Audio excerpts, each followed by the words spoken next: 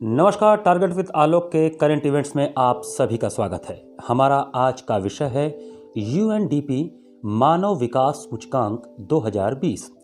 संयुक्त राष्ट्र मानव विकास कार्यक्रम यूएनडीपी द्वारा जारी रिपोर्ट में 2020 के मानव विकास सूचकांक में 189 देशों की सूची में भारत का स्थान 131वां है। मानव विकास सूचकांक किसी देश के स्वास्थ्य, शिक्षा और जीवन स्तर की माप है। इस रिपोर्ट के अनुसार 2019 में जन्म के समय भारतीयों की जीवन प्रत्याशा 69.7 वर्ष है, जबकि बांग्लादेश की 72.6 वर्ष और पाकिस्तान की 67.3 वर्ष आंकी गई है। मानव विकास सूचकांक में भारत 129वें स्थान पर, भूटान 133वें स्थान पर, बांग्लादेश 142वें स्थान पर, नेपाल और 154वें स्थान पर पाकिस्तान को मध्यम मानव विकास वाले देशों में स्थान मिला है। 2019 में भारत का ह्यूमन डेवलपमेंट इंडेक्स मान 0.645 है, जिसकी वजह से इसे मध्यम मानव विकास श्रेणी में डाला गया है। मानव विकास सूचकांक में भारत के पड़ोसी देश श्रीलंका और भूटान की स्थिति बेहतर है। श्रीलंका 72वें और भूटान 125वें स्थान पर है। इस सूचकांक में पिछले वर्ष की तरह नॉर्वे प्रथम स्थान पर है। इसके बाद आयरलैंड, स्विट्जरलैंड, हांगकांग और आइसलैंड का स्थान है। भारत पिछले वर्ष के मुकाबले इस सूचकांक में 2 पायदान नीचे आया है। एसडीआई इंडेक्स 2019 में भारत 129वें स्थान पर था। यूएनडीपी में प्रतिनिधि शोको नोडा का कहना है कि भारत की रैंकिंग में गिरावट का मतलब यह नहीं है कि उसका प्रदर्शन अच्छा नहीं रहा, बल्कि इसका अर्थ है कि अन्य देशों ने बेहतर किया है। नोडा ने बताया कि कार्बन उत्सर्जन कम करने की दिशा में भारत ने बहुत बढ़िया प्रदर्शन किया है और इस क्षेत्र में अन्य देशों की भारत मदद भी कर सकता है। संयुक्त राष्ट्र विकास कार्यक्रम द्वारा प्रकाशित रिपोर्ट के अनुसार परचेजिंग पावर पैरिटी पीपीपी के आधार पर भारत की प्रति व्यक्ति सकल राष्ट्रीय आय 2019 में $6,681 है, जो वर्ष 2018 के $6,829 से कम हुई है।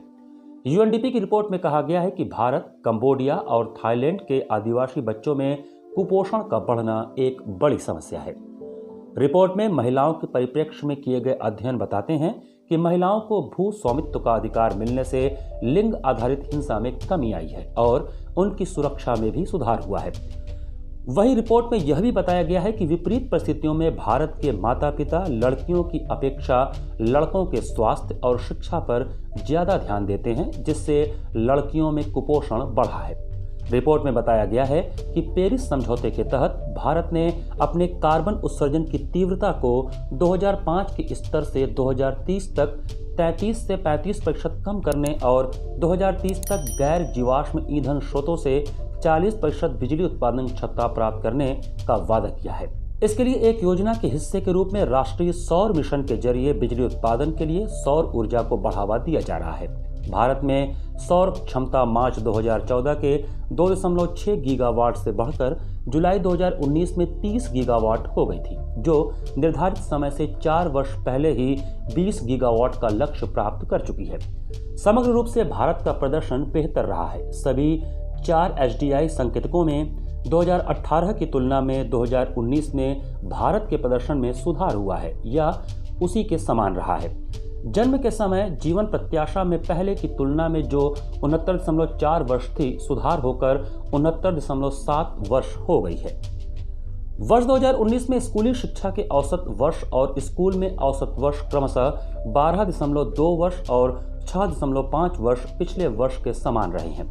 यूएनडीपी द्वारा जारी इस वर्ष की मानव विकास रिपोर्ट का नाम है the next frontier, human development and the anthropocene. इसमें कहा गया है कि कोरोना वायरस फिलहाल एक नया संकट है जिसका सामना पूरा विश्व कर रहा है। अब आगे दुनिया भर के समाज को प्रकृति पर डाले जा रहे दबाव को कम करना होगा, नहीं तो इस तरह के अन्य खतरे भविष्य में आते रहेंगे। गौरतलब है कि एंथ्रोपोसीन शब्द को 2000 में पॉल कुत्जेन और यूजिन स्टॉमर ने वर्तमान भूवैज्ञानिक अंतराल को बतलाने के लिए गढ़ा था। एंथ्रोपोसीन ऐसी आधिकारिक इकाई है जो उस काल को परिभाषित करती है जिसमें मनुष्य के पास पृथ्वी के भविष्य को आकार देने की अधिकतम शक्ति प्राप्त है। रिपोर्ट में बताया गया है कि दुनिया में अधिकतर देशों ने पृथ्वी या प्रकृति का भारी दोहन करके ही उच्च मानव विकास लक्ष्यों को हासिल किया है, लेकिन हम इस गलती को सुधारने वाली पहली पीढ़ी बन सकते हैं। यही मानव विकास के लिए अगला फ्रंटियर होगा। यूएनडीपी मानव विकास का यह 30वां वर्षगांठ संस्करण है। इसमें मानव प्रगति पर एक नया प्रायोगिक सूचकांक शामिल किया गया है, जो देशों के कार्बन डाइऑक्साइड उत्सर्जन और भौतिक पदार्थों की खपत के फुटप्रिंट पर भी नजर रखता है। यूएनडीपी के इन दो प्रायोगिक संकेतकों के आधार पर उच्च मानव विकास वाले देश काफी पीछे चले गए हैं, जबकि भारत ने इन दो संकेतकों पर इनसे बेहतर प्रदर्शन किया है।